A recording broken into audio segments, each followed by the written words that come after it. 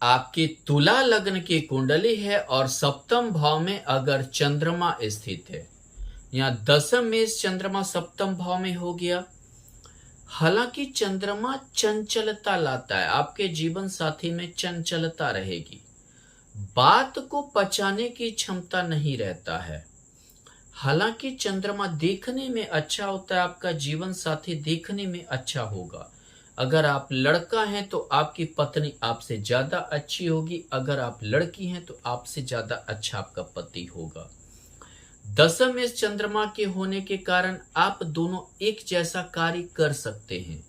जैसे कि आपका पति क्योंकि कर्मे से हो गया, यानी कि आपका अगर पति इंजीनियर है तो आप भी इंजीनियर हो सकते हैं, पति डॉक्टर है तो पत्नी भी डॉक्टर हो सकती है, पति यदि सीए है तो पत्नी भी सीए हो सकती हैं, या कुछ ऐसे कार्य जो मतलब समझिए ज्वाइंट हो, यानी मिलकर कोई चीज बिजनेस करना, बिजनेस संभालना, राजनीति करना, इस टाइप के कार्य हो सकते हैं। यहां पर चंद्रमा के कारण क्या है कि हाइट जीवन साथी का ज्यादा नहीं रहता है, लेकिन कलर आपसे ज्यादा साफ हो सकता है चंद्रमा की वजह से। दूसरी चीज होती है कि अगर आपकी तुला लग्न की कुंडली है, सप्तम भाव में अगर चंद्रमा के साथ सूर्य है तो ये अमावस्या योग हो गया, यानी कि आप कितना भी कमा ले या मान लीजिए तो वो भोग की नहीं हो पाता है, यानी कि समझिए कि अपने ही कमाए हुए धन का, संपत्ति का भोग नहीं हो पाता है। चंद्रमा और सूर्य का युति जीवन साथी के व्यवहार में स्थिरता नहीं लाता है। चंद्रमा मन कारक ग्रह है, स्त्री कारक ग्रह है, भावुकता ला देता है। सूर्य कठोरता, डिसिप्लिन ला देता है। कभी आपके साथ सख्त व्यवहार कर सकती है, कभी भावनात्मक हो सकती है, कभी बहुत ज्यादा आप पे दया आ सकता है, कभी बिल्कुल दया नहीं कर सकती हैं। ये व्यवहार कंफ्यूजन में रहता है, समझ नहीं पाता है, व्यक्ति अपने जीवन साथी के व्यवहार को समझ नहीं पाता है।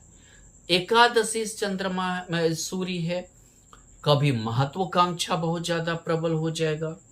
दशम में चंद्रमा है, कभी बोलेंगे हम कमा के खुद कर लेंगे, पता ही नहीं चलेगा। तुला लग्न की कुंडली हो और सप्तम भाव में चंद्रमा के साथ अगर मंगल स्थित है, एक तो मांगलिक कुंडली हो गया मार्केस, द्वितीय ये सोकर मार्केस मंगल सप्तम भाव में हो गया और चंद्रमा के साथ व्यवहार में इतना ज्यादा फर्क आ जाता है, लड़ाई हो जाता है। जीवन साथी को हमेशा कुछ लगता है कि हमसे कुछ छिपा रही है, क्योंकि वहां से षष्ठाष्टक योग द्वितीय भाव से है, छिपा रही है, यानी कि उन्हें हमेशा शक की प्रवृत्ति होती है, छिपाने की, पर शक की नहीं लगता है कि हम छिपा रही हैं। अगर आप लड़का हैं तो आपकी पत्नी ये सोचेंगे कि आप क्या कमा रहे, नहीं कर रहे, हम ये कर रहे हैं, जमा कर, वो आप अपनी पत्नी से छिपाते हैं। वैसे अगर आप लड़का हैं तो लड़की हैं तो आपको आपके पति अब लगेगा कि आपको कि आप उनसे बहुत कुछ छिपा रही है, बताती नहीं है। मांगलिक कुंडली के कारण नरम गरम जैसा व्यवहार चलता रहेगा। चंद्रमा मंगल का मित्र है तो बहुत ज्यादा आप बहुत बार गर्म हो सकता है, आपका जीवन साथी का व्यवहार उग्र हो सकता है, लेकिन बहुत जल्द ठंडा भी हो सकता है। हालांकि यहाँ सौगरी मंगल हुआ तो आपका मतलब हो सकता है कि आपका समृद्ध घर में विवाह करवा सकता है, लेकिन हमेशा कुछ ना कुछ एक खटास, एक जो है मार्केस के कारण एक खटास, व्यवहारिक दिक्कत, ये सभी चीजों का सामना करना पड़ेगा। हमेशा पैसा का, काम का, हर चीज का के बारे में आपका जीवन साथी आपसे सवाल जवाब कर सकती है। अगर आपका तुला लग्न की कुंडली है और यहाँ चंद्रमा के साथ सप्तम भाव में अगर बुध स्थित है, अगर यहाँ बुध स्थित है तो भाग्येश होकर बुध हो गया, यानी कि विवाह के बाद आपका भाग्योदय भी होगा। विवाह के बाद भाग्योदय होगा, जीवन साथी मिलने के बाद भाग्योदय होगा। लेकिन द्वादशेश बुध भी है। आपके वैवाहिक जीवन में पति पत्नी में किसी और के कारण ही युद्ध होगा, अपने कारण नहीं, किसी और की एंट्री हो जाएगी जिसके कारण लड़ाई झगड़ा होगा।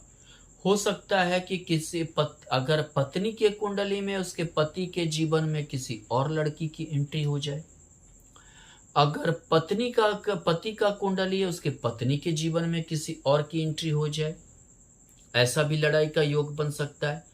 या आपका किसी अन्य रिलेटिव के कारण, आपका किसी रिश्तेदार के कारण, जिससे कोई आपके वैवाहिक जीवन में भी लेना देना ना हो, उसके कारण ही लड़ाई झगड़ा ज्यादा होंगे।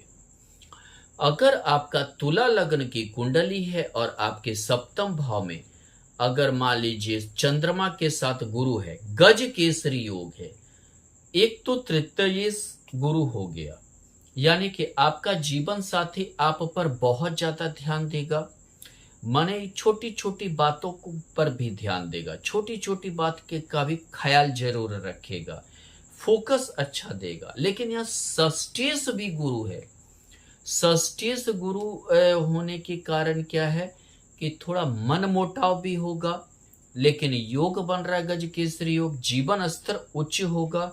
लेकिन षष्ठेश रोग का भी भाव है, तो हो सकता है कि बाद में जाकर आपका जीवन साथी किसी रोग से पीड़ित हो जाए। गुरु डायबिटीज देता है, थायराइड देता है, लीवर की समस्या देता है, इन समस्याओं से पीड़ित भी हो सकता है, ऐसा योग बन सकता है। लेकिन गुरु के कारण पढ़ा लिखा जीवन साथी मिलता है, आध्यात्मिक मिलता है, धर्म कर्म पर बिलीव करने वाला मिलता है, ये चीज तय है। आपकी तुला लग्न की कुंडली है, अगर आपके सप्तम भाव में चंद्रमा के साथ शनि है, विष योग हो गया, यानी कि आपका ये योग लव मैरिज भी करवा सकता है। पंचमेश होकर शनि सप्तम भाव में चला गया, लव मैरिज करवा सकता है। कर्मेश होकर ऐसे जगह जहां आप वर्क करने जाते हैं, काम करने जाते हैं, किसी ऑफिस का लड़की से हो जाना, किसी कलीग से हो जाना, जहां आपका कर्म क्षेत्र है वहां आप लव मैरिज कर लिए। और लेकिन यहाँ शनि है, नीरस बना देता है। व्यवहार में चंद्रमा के कारण मन कारक ग्रह है, यानी कि दोनों के बीच में कोई सामंजस्य नहीं बैठेगा। बाद में पहले तो आप विवाह कर लिए, लेकिन सामंजस्य नहीं बैठेगा, धीरे धीरे नीरसता आने लगेगी, नीरस प्रवृत्ति को जन्म देने लगेगा। दोनों में कोई मतलब समझिए कि कोई जो जिसको बोलते हैं इंटरेस्ट लेना आप लोग कम कर देंगे एक दूसरे के प्रति, जिसके कारण दिक्कत आपको होगी, जिसके कारण परेशानी आपको होना चालू हो जाएगा। पैसा कमा लें, धन हो जाए, चतुर्थे शनि है तो धन भी हो सकता है, लेकिन नीरसता शनि का जो स्वभाव है वो नीरस प्रवृत्ति एकांत प्रिय बनाने लगेगा। कभी कभी एक दूसरे का चेहरा भी देखना नहीं पसंद करने लगेंगे। अगर मान लीजिए कि आपकी तुला लग्न की कुंडली है, सप्तम भाव में चंद्रमा के साथ अगर मान लीजिए शुक्र स्थित है, तो यहां पर आप लग्नेश शुक्र स्थित है चंद्रमा के साथ, जीवन साथी चंद्रमा शुक्र का युति के कारण खर्चीला होता है। अगर आप लड़का हैं तो आपकी पत्नी ज्यादा खर्चीली होगी, ज्यादा शौकसान होगा रखने वाली होगी। अगर आप लड़की हैं तो आपका पति ज्यादा खर्चीला होगा। दूसरा चीज क्या होता है कि यहाँ देखें तो यहाँ पर अष्टमी से शुक्र है, तो यानी कि बहुत कुछ छिपाना। अच्छा, अष्टमी अपने घर से द्वादश चला गया, जो लड़की होता है वो अपने पति को मायके की ओर ज्यादा खींचना चाहती हैं, मायके की ओर ज्यादा प्रेरित करना चाहती हैं।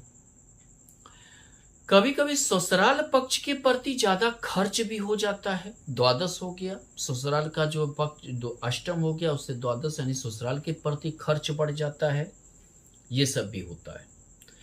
अगर आपका तुला लग्न की कुंडली है, चंद्रमा के साथ राहु अष्टम भाव में अगर आपका स्थित है, तो ये समझिए कि आप पति पत्नी के बीच में कुछ न कुछ हमेशा एक मतलब बोलते हैं ना कि मन में खटास रहेगा। कुछ ना कुछ आप दोनों में विश्वास का कमी होगा। कुछ ना कुछ विश्वास के कमी के कारण जो है शक की प्रवृत्ति बढ़ेगी। मतलब कि हमेशा ये कोई करेंगे कि एक माने खुलकर नहीं बता रहा है हमारे अपने बारे में या अपने जो है कमाई के बारे में, कुछ इन चीज़ों के बारे में। ये सब चीज़ रहेगा। अपने काम के बारे में भी खुलकर नहीं बता रहा है। इस टाइप का जो है दिक्कतें आएगी। इस टाइप की परेशानी झेलना पड़ेगा। कभी-कभी ऐसे में जीवन साथी से डर भी महसूस होता है। चंद्रमा राहु के कारण डर जाना, खुलकर बात नहीं कर पाना, खुलकर रोमांस नहीं कर पाना, ये सब चीज की कमी पैदा करेगा। अगर आपकी जो है यहाँ पे राहु जो है, चंद्रमा मन कारक ग्रह हो गया, चंद्रमा राहु है, दशम में होकर है, यानी कि समझिए कि बहुत ज्यादा शक पैदा कर देना, और ये शक जल्दी नहीं जाना, ये सब दिक्कत पैदा करता है। अगर आपकी तुला लग्न की कुंडली है और सप्तम भाव में चंद्रमा के साथ केतु स्थित है, तो इंटरेस्ट ही नहीं लेना, मन से इंटरेस्ट ही जीवन साथी के प्रति खत्म हो जाना।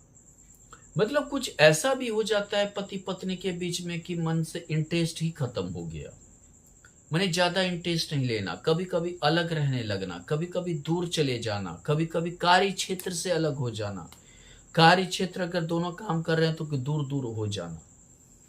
कोई जो है समझिए कि केतु के कारण क्या है कि चंद्रमा के साथ केतु है कि मतलब कोई भी चीज में जिसको बोलते हैं कि एक कोई तरह का एक दूसरे से सामंजस्य नहीं बैठ पाना, ऐसे स्थिति को लाकर खड़ा कर देता है। धन्यवाद।